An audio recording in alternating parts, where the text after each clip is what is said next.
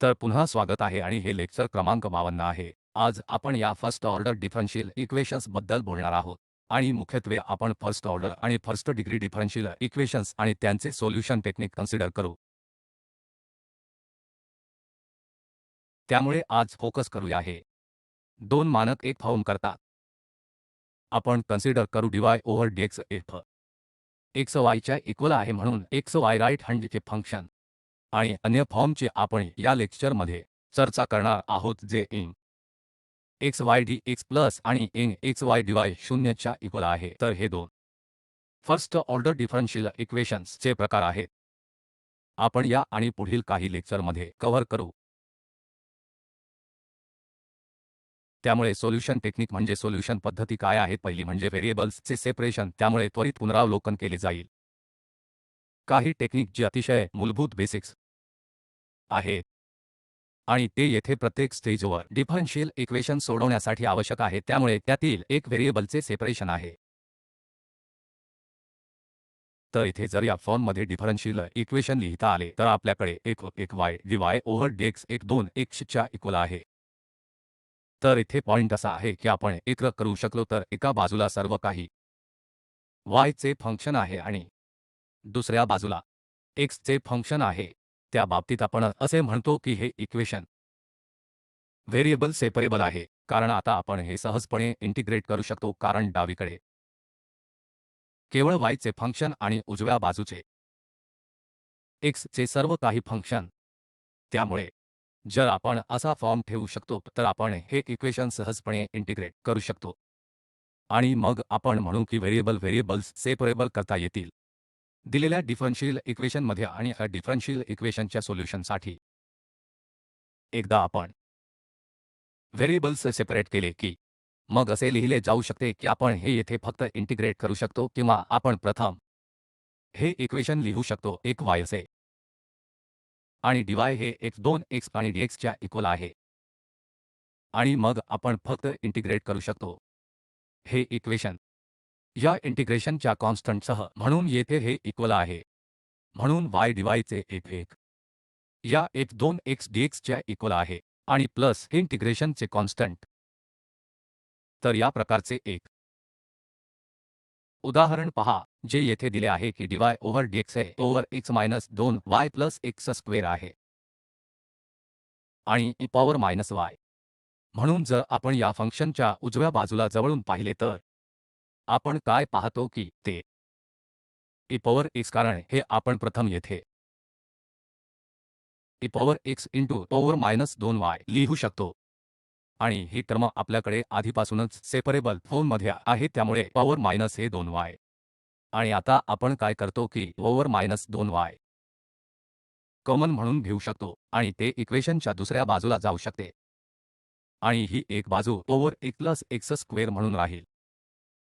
तर हे equation variable separable आहे जे आपण सहज करू शकतो आणि मग आपण ते इंटिग्रेट करू शकतो. त्यामुळे येथे आपण हे पुन्हा लिहू शकतो म्हणून आपण या इक्वेशनला बेसिकली ओव्हर 2y ने गुणू आणि आपोआप उजवीकडे आता over x plus x square होईल. y पासून फ्री आहे म्हणून आपल्याकडे या बाजूला सर्व काही y चे फंक्शन आहे आणि उजव्या बाजूला आपल्याकडे x चे फंक्शन. त्यामुळे आता आपण हे इक्वेशन सहज इंटिग्रेट करू शकतो आणि इंटिग्रेट केल्याने आपल्याला मिळेल, कारण ओव्हर 2y जेव्हा आपण इंटिग्रेट करतो तेव्हा आपल्याला ओव्हर 2y आणि 2 ने डिव्हाइड केले जाते. येथे उजव्या बाजूला ओव्हर x आहे जो ओव्हर x देईल. एक्सपोनेन्शियल फंक्शन जसे आहे तसे राहील आणि येथे x स्क्वेअर 3 द्वारे x क्यूब होईल जेव्हा आपण हा x स्क्वेअर इंटिग्रेट करतो तेव्हा. आणि या इंटिग्रेशनचा एक कॉन्स्टंट ज्याला आपण येथे c1 म्हणतो.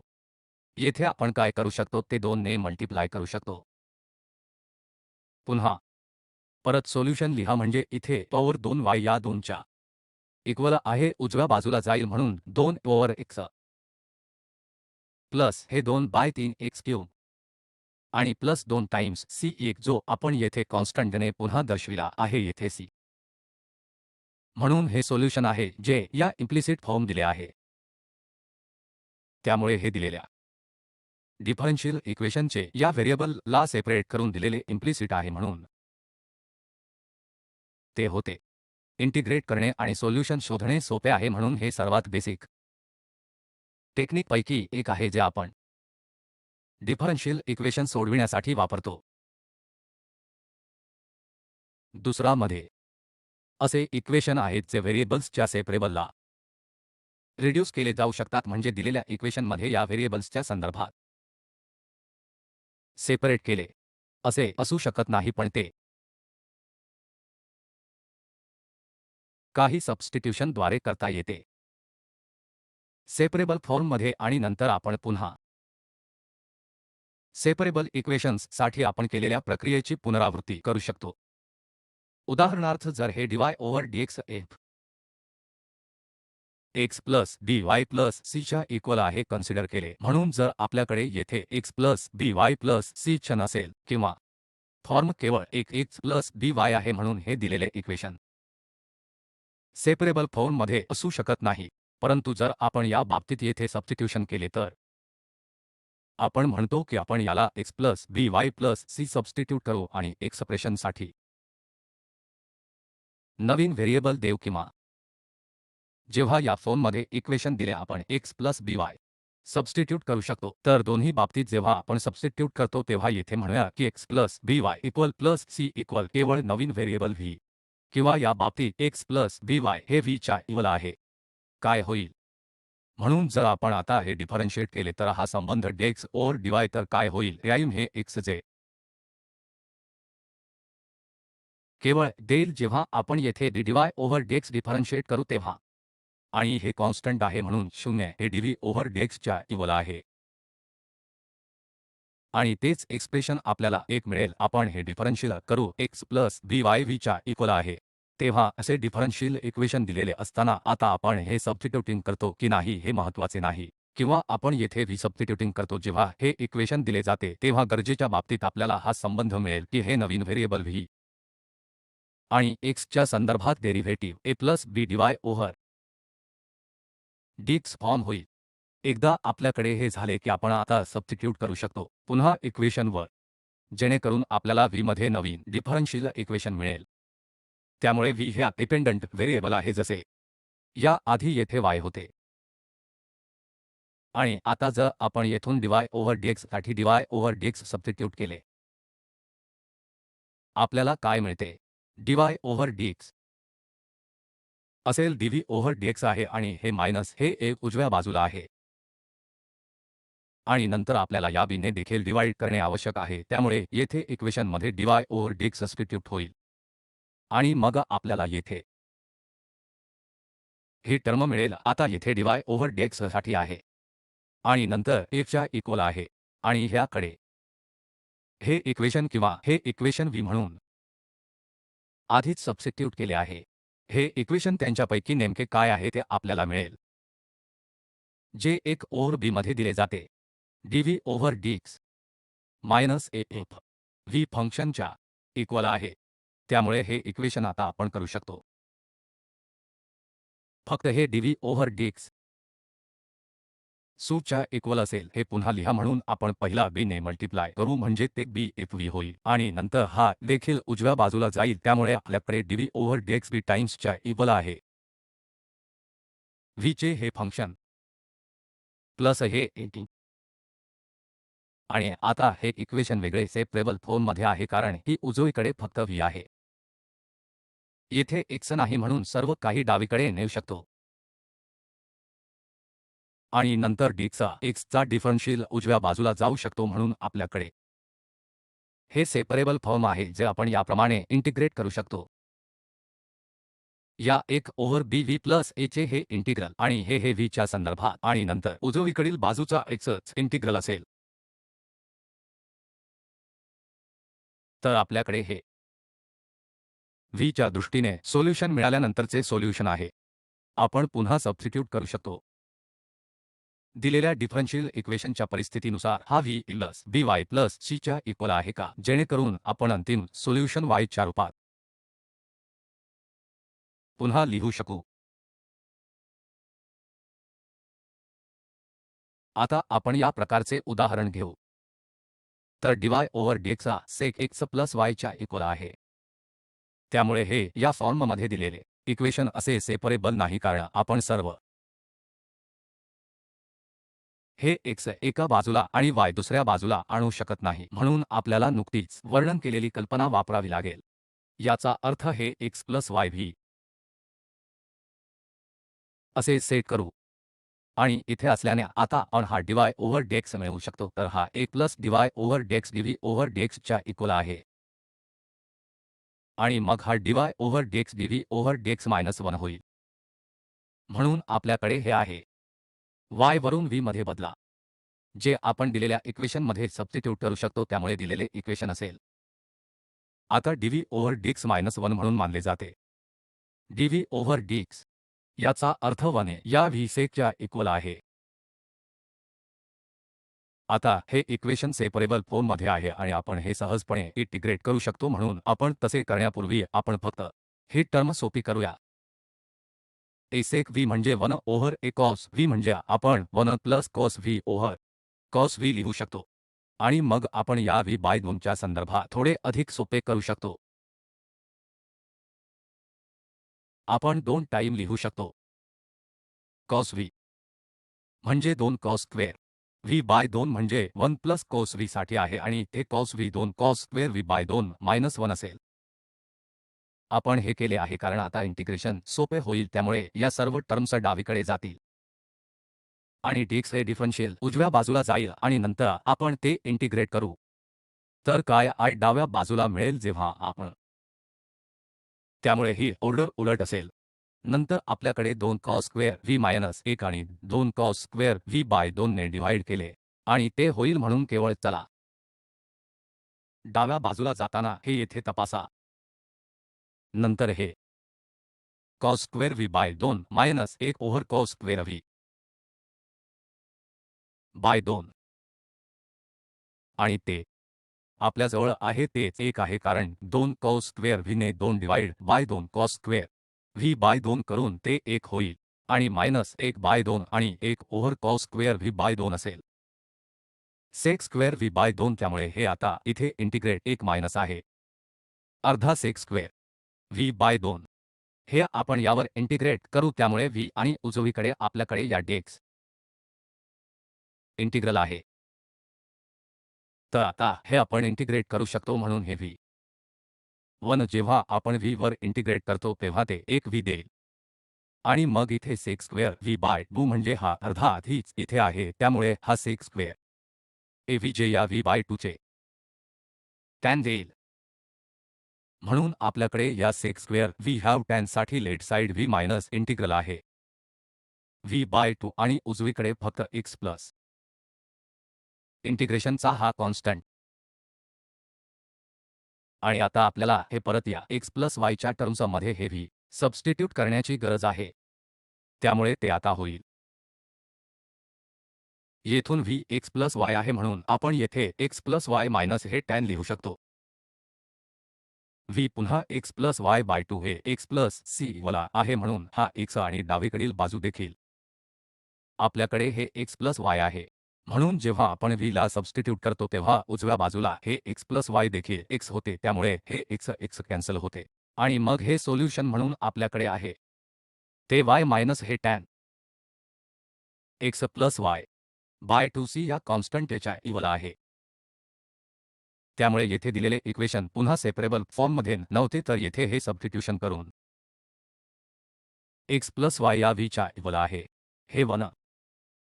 मग नवीन इक्वेशन जे आता v येथे dv ओव्हर मध्ये लिहिले आहे dx हे sec v प्लस 1 च्या इक्वल आहे, हे सेपरेबल फॉर्म मध्ये आहे आणि म्हणून आपण हे सहजपणे इंटिग्रेट करू शकलो आणि शेवटी आपल्याला हे पुन्हा मिळाले.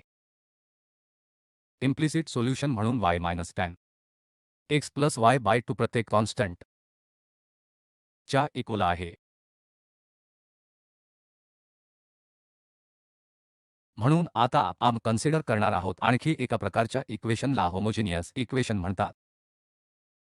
म्हणून हे होमोजिनियस इक्वेशन फर्स्ट ऑर्डर आणि पहिला डिग्रीचे डिफरन्शियल इक्वेशन होमोजिनियस असल्याचे म्हटले जाते जर ते फॉर्मचे असेल किंवा फॉर्ममध्ये ठेवले जाऊ शकते.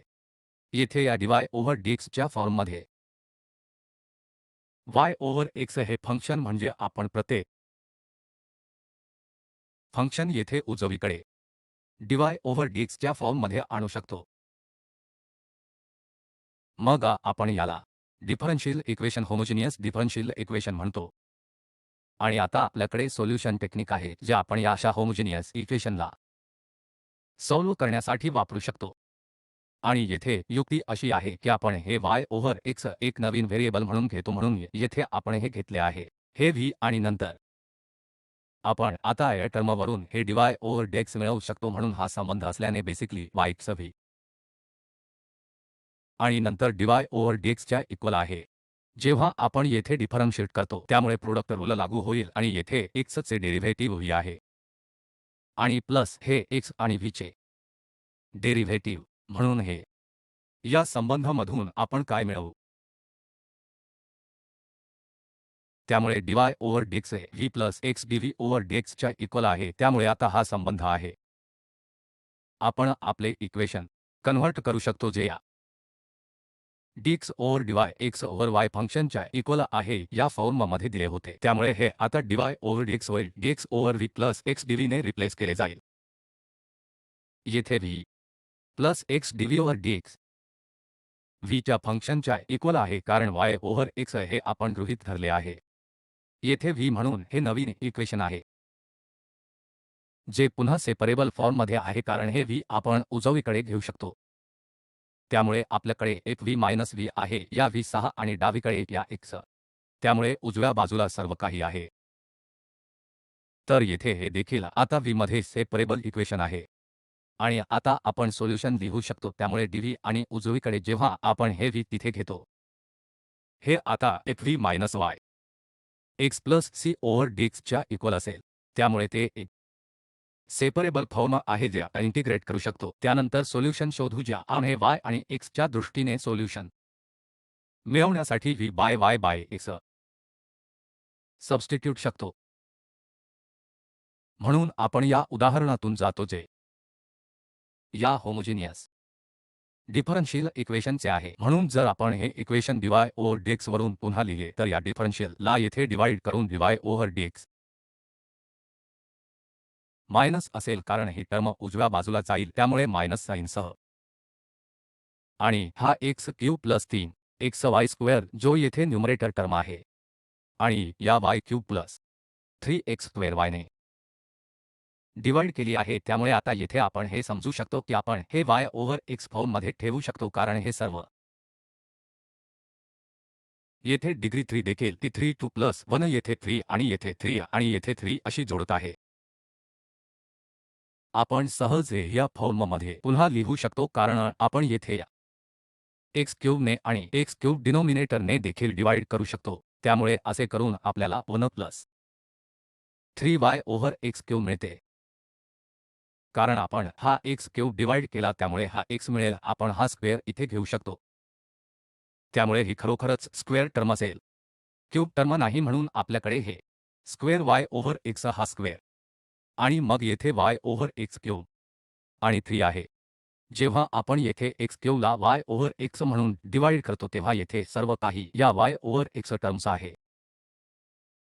y ओव्हर x चे फंक्शन म्हणून हे इक्वेशन सेपरेबल फॉर्म आहे. आणि आपण आता हे v म्हणून y ओव्हर x सबस्टिट्यूट करू शकतो, जे आपण आधी स्पष्ट केले आहे. आणि परिणामी येथे फक्त dx over dx v plus x dv over dx असेल. त्यामुळे आता आपण येथे आपल्या इक्वेशनमध्ये सबस्टिट्यूट करू शकतो. त्यामुळे v प्लस हे x dv ओव्हर dx आणि नंतर आपल्याकडे हे मायनस साइन आहे आणि नंतर 1 प्लस 3 हे y ओव्हर x v म्हणून v आणि या v क्यूब ने डिवाइड केले आणि प्लस 3v. तर आता हे इक्वेशन आपण हे v उजवीकडे नेऊ शकतो आणि इक्वेशन सेपरेबल इन टर्म्स हे v आणि x म्हणून हे उजवीकडे नेत असताना आपण आता हे मायनस v4 आणि मायनस 6v स्क्वेअर मायनस 1 करू v स्क्वेअर प्लस 3v ने डिवाइड करू जेव्हा आपण या उजव्या बाजूने v सबट्रॅक्ट करतो. तर आता हे इक्वेशन सेपरेबल फॉर्ममध्ये आहे. ही टर्म डावीकडे घेऊ शकतो आणि ही उजवीकडे dx ओव्हर x वर जाईल आणि मग आपण सहज इंटिग्रेट करू शकतो. म्हणून आपण 1 ओव्हर x dx केले आणि हे पुढे v cube plus 3v over हे v 4 प्लस म्हणजे v स्क्वेअर प्लस 1 आणि आपण दोन्ही बाजूंना 4 ने गुणले आहे, कारण डिफरन्सिएशन आता आहे जेव्हा आपल्याला मिळते v4 प्लस 6v स्क्वेअर म्हणजे ते आता 4 टाइम्स v3 होईल आणि नंतर 12 टाइम्स v म्हणून पुन्हा इथे तर नक्की कुठे आहे या सेटिंगचा ए डिफरन्शियल तेथे आहे, ज्यामुळे आपण आता सहजपणे इंटिग्रेट करू शकतो आणि येथे आपल्याकडे 4 ओव्हर x आहे, त्यामुळे उजवीकडे देखील इंटिग्रेट करणे सोपे. त्यामुळे आता आपण इंटिग्रेट करू शकतो, त्यामुळे याचा अर्थ मायनस होईल म्हणजे पुन्हा लॉगरिदमिक, कारण याचे डेरिव्हेटिव्हज नेमके हे आहे. न्यूमरेटर सेट करणे म्हणून आपल्याकडे या 1v4 plus 6v square plus 1 चे लॉगरिदमिक आहे आणि टाइम्ससाठी इक्वल आहे आणि पुन्हा x चे लॉगरिदमिक आणि आपण x हे पॉझिटिव्ह आहे असे गृहीत धरले आहे, त्यामुळे प्लस इंटिग्रेशनचा कॉन्स्टंट जो आपण लॉगरिदमिक फॉर्ममध्ये घेतला आहे ऑर्बिट्री कॉन्स्टंट येथे म्हणून c लॉगरिदमिक आहे आणि आता आपण हे दोन जोडू शकतो, त्यामुळे आपण हे करू शकतो. हे ln x4 लिहा आणि मग इथे आपल्याकडे हे ln c आहे, त्यामुळे हे बेसिकली c x4 आहे आणि हे देखील आपण उजव्या बाजूला घेऊ शकतो, त्यामुळे आपल्याकडे हे सर्व काही log x4 plus log c आणि प्लस हा log v4 plus 6 v square plus 1 म्हणजे आपण या सर्व लॉगच्या या सर्व टर्म एकत्र करू शकतो आणि इथे आपल्याला काय मिळेल म्हणून येथे फक्त एक स्टेप आधी इथे आपल्याला ln x4 प्लस हे ln c मिळेल आणि हे देखील आपल्याला हे ln आता v4 plus 6v square plus 1 0 च्या इक्वल मिळेल. तर इथे जर आपण आता हे सर्व एकत्र केले तर हे ln होईल आणि c x4 आणि हे देखील v4 plus 6v square plus 1 आणि उजवीकडे 0 आणि नंतर दोन्ही बाजू एक्सपोनेन्शियल घ्या, आपल्याला v4 प्लस हे 6 v स्क्वेअर प्लस 1 आणि एक्सपोनेन्शियल 0 च्या इक्वल आहे, जे येथे 1 आहे. तर आपल्याला इथे हे x x4 आणि v4 plus 6v square plus 1 equal to 1 नक्की मिळाले. तर आता हा एक म्हणून आपल्याला या v ला सबस्टिट्यूट करणे आवश्यक आहे, जे y ओव्हर x होते. तर येथे आपल्याकडे c x4 आहे आणि हे v y ओव्हर x आहे, म्हणून आपल्याकडे y4 ओव्हर x4 आहे. येथे देखील 6y square over x square plus 1 आणि 1 च्या इक्वल आहे. आणि आता हे x4 आपण या कंसाच्या आत देखील करू शकतो. तर आपल्याला या y4 च्या c टाइम्स काय मिळेल प्लस हे 6 x स्क्वेअर y स्क्वेअर, जिथे x4 प्लस आणि 1 च्या इक्वल आणि ते पुन्हा सोल्यूशन आहे इम्प्लिसिट फॉर्म मध्ये दिले म्हणून y आणि x दिलेल्या डिफरन्शियल इक्वेशनचे सोल्यूशन म्हणून इम्प्लिसिट फॉर्म म्हणून आहे.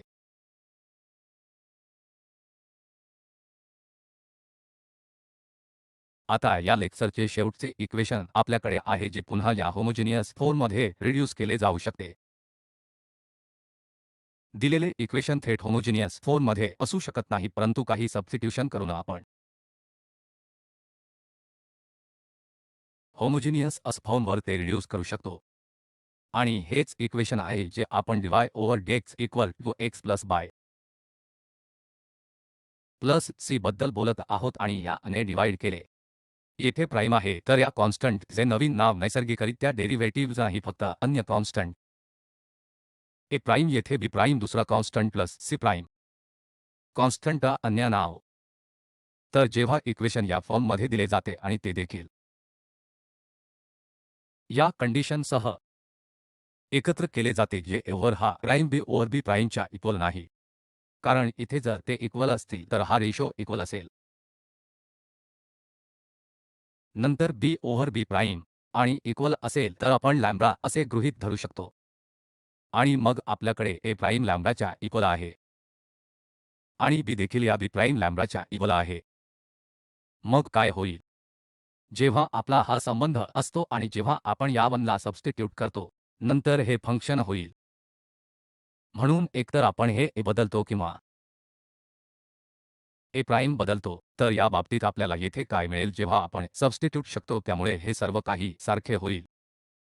याचे फंक्शन ए प्राइम एक्स प्लस बी प्राइम वाय आणि मग आपण सॉल्व्ह करू शकतो. आपल्याला नक्की करण्याची गरज नाही. आपण करू शकत असलेल्या नवीन व्हेरिएबलमध्ये हे सबस्टिट्यूटिंग करून पुढील कोणतेही सबस्टिट्यूशन करू. हे इक्वेशन सॉल्व्ह करा. पण इथे कंडिशन आहे की हा ओव्हर प्राइम या बी ओव्हर या बी प्राइमच्या इक्वल नाही.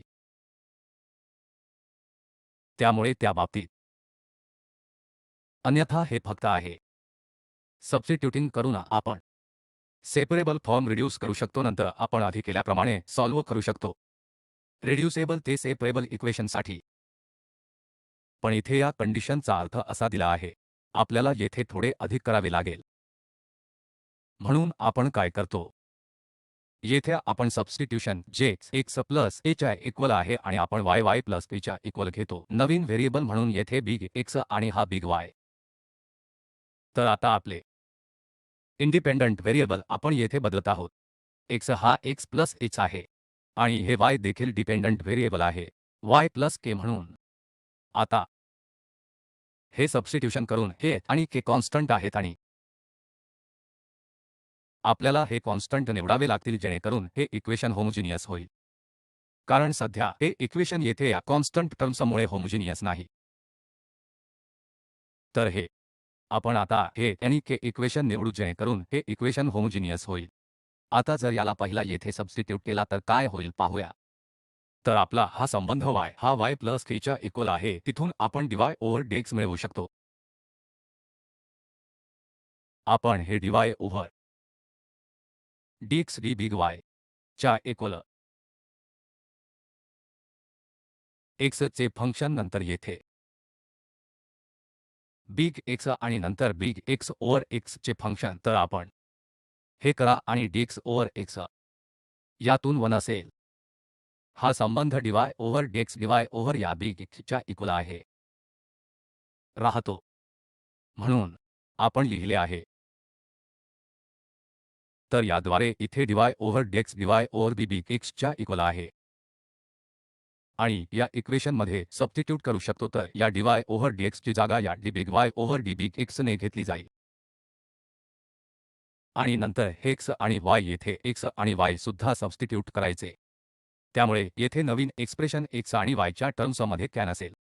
पण आपल्याकडे हे सुद्धा आहे h plus bk plus c आणि येथे prime h plus b prime k plus हे c प्राइम आहे. आणि आता कल्पना अशी आहे की आपण हे येथे सेट करू. आपण सेट करू कारण आपण h आणि k निवडणे आवश्यक आहे. म्हणून आपण हे निवडू जेणेकरून हे 0 होईल आणि हे देखील 0 होते. म्हणून एकदा आपण h आणि k निवडले आहे जेणेकरून हे दोन एक्सप्रेशन येथे अदृश्य होतील. आपले इक्वेशन होमोजिनियस इक्वेशन होईल आणि येथे ते या दोन टर्म्स इक्वल टू 0 सेट करणे उद्दिष्ट आहे. आता काय होईल h plus bk plus c 0 च्या इक्वल आहे आणि हे देखील prime h plus b prime k plus prime 0 आहे. हे नेहमी शक्य आहे. तर असे h आणि k शोधण्यासाठी कारण ही इक्वेशन नेहमी सॉल्वेबल असतात जर आपण बघितले तर येथे या आणि या कोइफिशियंट मॅट्रिक्सचे डिटर्मिनंट या h आणि k साठी a b आणि a प्राइम b प्राइम अज्ञात आहेत. म्हणून हे डिटर्मिनंट आहे जे नॉन झिरो आहे. ती कंडिशन इक्वेशन मध्ये आधीच दिली आहे. म्हणजे हे इक्वेशन आपण नेहमी सोडवू शकतो. हे सॉल्वेबल इक्वेशन आहेत आणि खरोखरच येथे युनिक सोल्युशन मिळेल. आता आपल्याला h आणि k चे व्हॅल्यूज मिळतील ज्यामुळे या टर्म्स नष्ट होतील आणि मग आपल्याकडे आहे हे संबंध जे आपण आधीच बदलले आहेत. त्यामुळे आपले इक्वेशन आता कन्व्हर्ट करू dy over dx into x plus by time prime x plus by b prime y आणि हे इक्वेशन होमोजिनियस इक्वेशन आहे जे आपण या y over x form x आणि y मध्ये होमोजिनियस जे आपण आधी चर्चा केलेल्या टेक्निकचा वापर करून सॉल्व्ह करू शकतो. चला तर मग आजच्या लेक्चर चे शेवटचे उदाहरण म्हणून येथे आपण हे x प्लस a आणि च्या इक्वल आणि y प्लस k च्या इक्वल गृहीत धरले आणि आधी चर्चा केल्याप्रमाणे इक्वेशन मध्ये सबस्टिट्यूट केले. तर आपल्याकडे हे plus k two k minus 3 into h plus k -3 आहे, तर इथे हे के खरंच लहान के आहे येथे दिल्याप्रमाणे. आता आपण हे 0 वर सेट करू आणि या 0 वर देखील आणि h आणि k साठी सॉल्व्ह करू. असे केल्याने आपल्याकडे हे प्लस k -30 च्या इक्वल आहे आणि हे 2h प्लस k -30 च्या इक्वल आहे. इथून आपल्याला h1 च्या इक्वल आणि k1 च्या इक्वल मिळेल, म्हणून हा सेट आहे. हे इक्वेशन देखील h equal to 1 k equal to 1 इतर इक्वेशन पूर्ण करते. म्हणजे आपले सबस्टिट्यूशन हे बिग x ते x-1 च्या इक्वल आणि बिग y y-1 च्या इक्वल. आणि आता आपण या इक्वेशनमध्ये स्वाभाविकपणे सबस्टिट्यूट करू शकतो. ही टर्म 0 आहे. ही टर्म 0 आपल्याकडे होमोजिनियस इक्वेशन आहे, जे आता आपल्याला हे इक्वेशन सॉल्व्ह करायचे आहे. त्यामुळे होमोजिनियस इक्वेशनसाठी आधी स्पष्ट केल्याप्रमाणे हे yvx च्या इक्वल आहे सबस्टिट्यूट करण्याची गरज आहे आणि मग ते आपल्याला या dy ओव्हर dx या बिग y आणि बिग x टर्म्स देईल. आपण plus x dv over dx आणि आता आपल्याकडे आधीच हे ते dy ओव्हर dx आहे. एकदा आपले इक्वेशन होमोजिनियस इक्वेशन आहे, आपण हे सबस्टिट्यूट केले, ज्यामुळे हे dy over dx v plus x dv over dx च्या इक्वल होते. म्हणून आपण आता येथे इक्वेशन पुन्हा सबस्टिट्यूट करू आणि आपल्याला मिळेल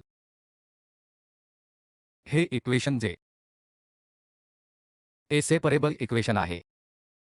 आणि आता आपण हे बिग x उजव्या बाजूला आणू शकतो आणि हे v डाव्या बाजूला. याचा अर्थ आपल्याकडे dx ओव्हर x आणि हे 2 plus v over 1 minus v square येथे. त्यामुळे ही term 2 plus v over 1 minus v square, जे या dv सह येईल. हे पार्शियल फ्रॅक्शन्स सह, कारण हे 1 मायनस v स्क्वेअर आपण 1 मायनस v आणि 1 प्लस v लिहू शकतो आणि नंतर आपण हे पार्शियल फ्रॅक्शन सहज करू शकतो. तर येथे परिणाम पार्शियल फ्रॅक्शन्स आणि नंतर आपण v च्या संदर्भात इंटिग्रेट करू. तर इथे इंटिग्रेट करून आपल्याला ln x आणि हा कॉन्स्टंट येथे ln c मिळेल आणि येथे पुन्हा या अर्ध्या इक्वल 1 प्लस v मायनस 3 आहे. हा अर्धा बाहेर आहे, त्यामुळे या मायनस साइनमुळे येथे फक्त -3 आहे. आणि ln 1 मायनस v ने गृहीत धरले की हा कॉन्स्टंट आहे, अन्यथा आपल्याला घ्यावे लागेल हा पहिला पॉझिटिव्ह नंबर आहे. अन्यथा आपल्याला मॉड्यूल घ्यावे लागेल. तसेच मग आपल्याकडे 2 टाइम्स आहेत. हे 2 तिथे जातील आणि हे ln c x या ln 1 प्लस v ओव्हरच्या इक्वल या 1 मायनस v क्यूब आणि येथून आपल्याला हे x square c square 1 plus v over 1 minus whole क्यूबच्या इक्वल आहे. आणि मग आपल्याला हे सबस्टिट्यूट करण्याची गरज आहे v y minus 1 over x minus 1, म्हणून कारण हे a आणि हे y हे k होते आणि हे h होते, जे या y आणि x च्या टर्म्सने तेथे 1 होते, जे येथे दिले होते big Y over big X आणि बिग Y Y मायनस 1 आणि बिग X मायनस 1. म्हणून शेवटी x आणि y चे संबंध एकत्र करण्यासाठी आपल्याला या v ला सबस्टिट्यूट करावे लागेल. तर हे सबस्टिट्यूटिंग आपल्याला हा संबंध square x minus y cube x plus y minus 2 च्या इक्वल आहे आणि ते सोल्यूशन आहे. x मध्ये लिहिले आहे इम्प्लिसिट फॉर्म. आता दिलेले डिफरन्शियल इक्वेशन. तर आपण आता कन्क्लुजनवर आलो आहोत. तर आज आपण सेपरेबल ऑफ व्हेरिएबल शिकलो आहोत. त्यामुळे हे एक प्रकारचे पुनरावलोकन होते, कारण तुमच्यापैकी अनेकांना या सर्व टेक्निकची आधीच माहिती आहे. आणि आपण पुन्हा व्हेरिएबल फॉर्मच्या रिड्युसिबल ते सेपरेबल इक्वेशन बद्दल देखील चर्चा केली आहे. आपण होमोजिनियस इक्वेशनवरही चर्चा केली आहे आणि होमोजिनियस फॉर्म ते रिड्युसिबल इक्वेशन हे वापरलेले संदर्भ आहेत आणि आपण लक्ष दिल्याबद्दल धन्यवाद.